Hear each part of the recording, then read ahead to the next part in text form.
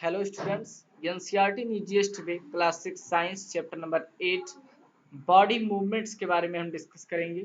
इसका सबसे पहले हमने इंट्रोडक्टरी लेक्चर किया था, जब इसमें हमने डिस्कस किया था कि कौन कौन से टॉपिक्स को हमने पढ़ना है। फिर हमने इसका पार्ट फर्स्ट किया था जिसमें हमने ह्यूमन बॉडी और डिफरेंट जॉइंट्स के बारे में पढ़ा था। फिर हमने पार्ट सेकंड किया था जिसमें हमने फिक्स्ड जॉइंट्स के बारे में पढ़ा था, स्केलेटन के बारे में पढ़ा था और रिब केज के बारे में पढ़ा था। तो आज हम इसका थर्ड पार्ट से डिस्कस करेंगे और नेक्स्ट टॉपिक्स को डिस्कस करेंगे। नमस्कार सभी को, कॉपी पेन लेकर रेडी हो जाइए। हम लेक्चर को स्टार्ट करते हैं। लेटे लेटे लेक्चर बिल्कुल भी ना देखिए, साथ साथ नोट्स को कंप्लीट करते रहिए। तो ये स्केलेटन तक हमने डिस्कस कर लिया था, रिब केज तक। आज में पढ़ना है बैकबोन। बैकबोन रीढ़ की हड्डी, आप सबने सुना होगा, गाना भी आपने सुना होगा बैकबोन का। कमेंट सेक्शन में जरूर बताएं। It starts from neck to tail bone.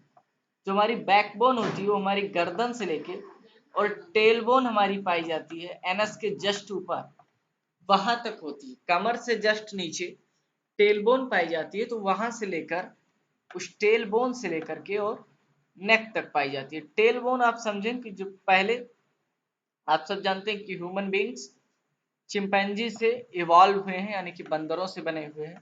तो जो बंदर में टेल पाई जाती है उसी का नतीजा है कि हमारे में भी फ्यूज्ड फॉर्म में, यानी कि वो वर्किंग नहीं रहती, लेकिन टेल बोन ह्यूमन बॉडी में भी पाई जाती है। It starts from neck to tail bone. तो गर्दन से लेके टेल बोन तक कौन सी हड्डी पाई जाती है? बैक बोन पाई जाती है, हमारी रीढ़ की हड्डी पाई जाती है। It is made up of many small bones.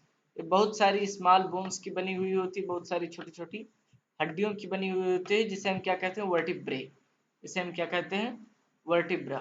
It consist of 33 vertebra, यानी कि इसमें 33 छोटी छोटी हड्डियां पाई जाती हैं। आपको याद रखना। अब छोटी छोटी हड्डियां होने से क्या फायदा है, मैंने इसके पहले वाले लेक्चर में भी समझाया था कि अगर कोई सीधी लकीर है, ठीक है, तो अब इसमें मूवमेंट के चांसेस कहाँ हैं? बस दो ही जगह है, जहां से इनिशिएट हुआ और जहां पे एंड हुआ। सिर्फ इसी दो पोजीशन पे मूवमेंट हो सकती है। लेकिन वहीं कोई है जहाँ पे छोटे छोटे छोटे छोटे बोन से हमने कोई चीज बनाई है, तो जितने भी यहाँ पे स्पेस होंगे उन सब से ट्विस्टिंग यानी कि मुड़ना पॉसिबल हो सकेगा। तो इसी तरीके से ये 33 छोटी छोटी हड्डियों से बना हुआ होता है, ताकि आसानी से मुड़ सके और मूवमेंट आसान हो सके। अगर किसी आप इमेजिन कीजिए, अगर एक सीधी हड्डी से बना दिया जाएगा तो हमारी बैक जो है, यानी कि जो हमारी पीठ है, वो मुड़ेगी नहीं, आप हमेशा ऐसे सीधे ही रहेंगे।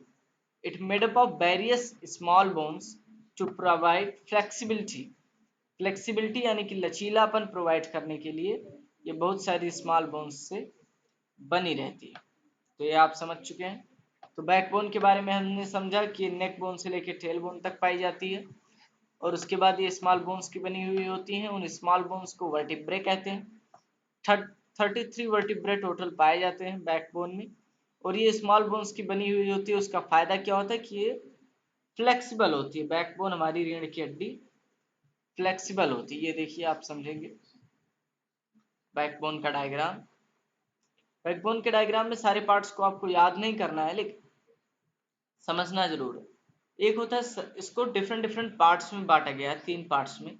सर्वाइकल वर्टिब्रे, यहाँ से लेकर यहाँ तक, ठीक है, जो हमारे नेक बोन से जुड़ा हुआ होता है यहाँ से, तो इसे हम कहते हैं सर्वाइकल वर्टिब्रे, जिसमें 7 हड्डियां पाई जाती हैं। आपको पता होगा कि पीछे जो हमारा सर होता है नेक के जस्ट ऊपर, वहां से लेकर हम सर्वाइकल कहते हैं इस पोजीशन को। आपने सुना भी होगा कि लोगों का सर्वाइकल पेन हो जाता है फोन देखते देखते।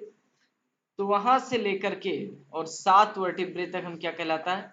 Cervical vertebrae. उसके बाद फिर हम थोड़ा मिड में आते हैं और उसको क्या कहते हैं? Thoracic vertebrae. 12 हड्डियां पाई जाती है थोरैसिक वर्टिब्रे में। और फिर उसके नीचे हम आते हैं लंबर वर्टिब्रे में, जहां 5 हड्डियां पाई जाती हैं, ठीक है। तो टोटल हमारे कितने हो गए? 7 5 12 12 24, और हमारे बचे हुए हैं अभी 9। वो सब इधर हमारे पाए जाते हैं। कौन कौन से पाए जाते हैं? सैक्रम और कोकाइक्स हड्डियां इधर भी पाई जाती हैं। तो ये आपको बैकबोन के बारे में याद रखना है कि ये 33 वर्टिब्रे का बना हुआ होता है, और इसमें वर्टिब्रे वो स्मॉल बोन्स हैं जिनसे ये बना हुआ होता है, और स्मॉल बोन्स से बने होने के कारण इसमें फ्लेक्सिबिलिटी पाई जाती है। ये हमारा टेल बोन है, ये डिस्क्स हैं, इनवर्टिब्रल डिस्क्स, और ये इनवर्टिब्रिकल फोरामिना। नाउ हम आगे बढ़ते हैं और देखते हैं कि हमें नेक्स्ट क्या पढ़ना है। तो नेक्स्ट हमें पढ़ना है स्कल के बारे में। स्कल क्या है? हमारे चेहरे की हड्डियां, यानी कि फेशियल बोन्स, जो हमारी कहलाती हैं सिर से लेकर के और पूरे गर्दन के ऊपर की सारी हड्डियां स्कल में आती हैं। It is made up of various bones, ये बहुत सारी हड्डियों का बना हुआ होता है। टोटल कितनी? 27, टोटल 27 हड्डियों का बना होता है। तो आपको नंबर जरूर से जरूर याद रखना है। बैकबोन में 33 एक इसमें था, बैकबोन में, स्कल में हमारे है 27। तो नंबर्स को आपको याद रखना है। रिब केज में कितनी थी? 24H each side. तो ये आपको याद रखना है। It encloses and protect brain, a very important part of life। जो हमारा ब्रेन है वो बहुत ज़्यादा इंपॉर्टेंट पार्ट है हमारे लाइफ का। ये आप सब जानते हैं कि दिमाग से ही हमारे सारे काम होते हैं। अगर हमारा दिमाग फंक्शन करना बंद कर देगा तो पूरी बॉडी अच्छे से फंक्शन नहीं करेगी, क्योंकि हमारा ब्रेन ही सारी चीज़ों को कोऑर्डिनेट करता है। जैसे आपने कहीं पर हाथ रखा है, अब आप वहाँ पे गर्म था, हाथ आपका जलने लगा, तो हाथ वहाँ से हटाना चाहिए, कौन बताएगा? ब्रेन ही बताएगा।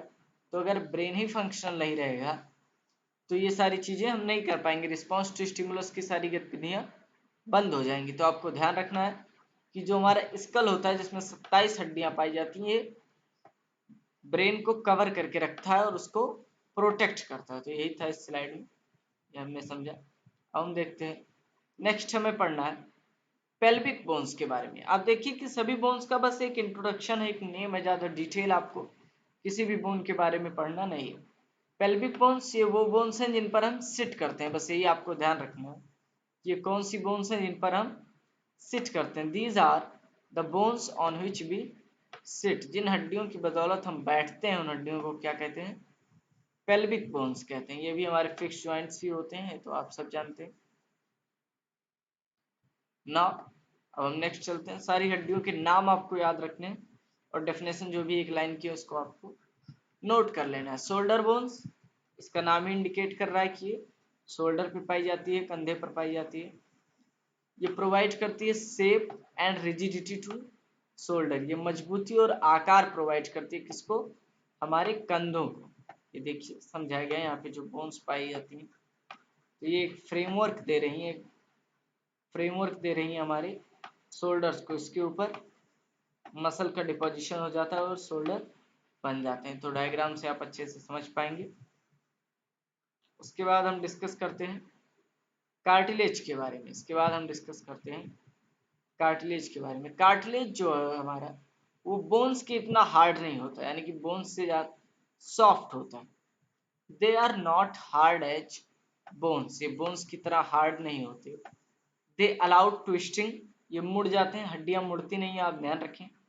जो भी बोन्स में आप देखते होंगे कि बोन्स में मुड़ जाता है, जैसे मैंने बताया कि बैकबोन मुड़ जाती है, तो बैकबोन स्मॉल स्मॉल बोन्स की बनी हुई होती है। उन स्मॉल बोन्स के बीच में स्पेस होता है, जगह होता है, वहां से वो मुड़ जाती है, हड्डी नहीं मुड़ जाती। तो उसी तरीके से बोन्स जो ट्विस्टिंग को अलाउ नहीं करती, लेकिन जो कार्टिलेज है वो ट्विस्टिंग को अलाउ करता है। ये फोल्ड भी हो जाता है, ये मुड़ भी जाता है, ठीक है। They have less mineral deposition, इसमें मिनरल डिपोजिशन कम होता है। मिनरल कौन कौन से? जैसे आप सब जानते होंगे, कैल्शियम, फास्फोरस, ये हमारे हड्डियों में पाए जाते हैं। तो जो हड्डियों में पाए जाते हैं कैल्शियम एंड फास्फोरस, ये कार्टिलेज में बहुत कम मात्रा में पाए जाते हैं। मिनरल कंपोजिशन कम होता है। मिनरल का मतलब क्या होता है? खनिज, आप सब जानते होंगे। In comparison to bones. और क्या है? They are found at ear, ये कान में पाया जाता है। आप सब जानते होंगे कि कान का जो हमारा पिन्ना होता है जो नीचे लटक रहा होता है, उसमें कार्टिलेज ही पाया जाता है। और लैरिंग्स, लैरिंग्स क्या है? वॉइस बॉक्स है जिसके थ्रू हम बोल पाते हैं, जिससे आवाज निकलती है। इसके बारे में आप हायर क्लासेस में अच्छे से पढ़ेंगे। तो इन सब जगहों पे कार्टिलेज पाया जाता है। तो कार्टिलेज का एक इंट्रोडक्शन था आपके सिलेबस में, इससे ज्यादा कुछ था नहीं। इसके बाद हमें पढ़ना है मसल्स के बारे में। तो मसल्स के बारे में हम अगले लेक्चर में पढ़ते हैं। तब तक के लिए आप लेक्चर को रिवाइज करते रहें। थैंक्स अलॉट, अपना समय देने के लिए बहुत बहुत धन्यवाद। लेक्चर को रिवाइज करते रहें, नोट्स को कंप्लीट करते रहें, एनसीईआरटी के क्वेश्चंस को प्रैक्टिस करें और कोई भी डाउट हो तो कमेंट सेक्शन में जरूर पूछें। अदर चैप्टर्स के लिए चैनल पर जाकर प्लेलिस्ट को चेक करें। अपना समय देने के लिए बहुत बहुत धन्यवाद।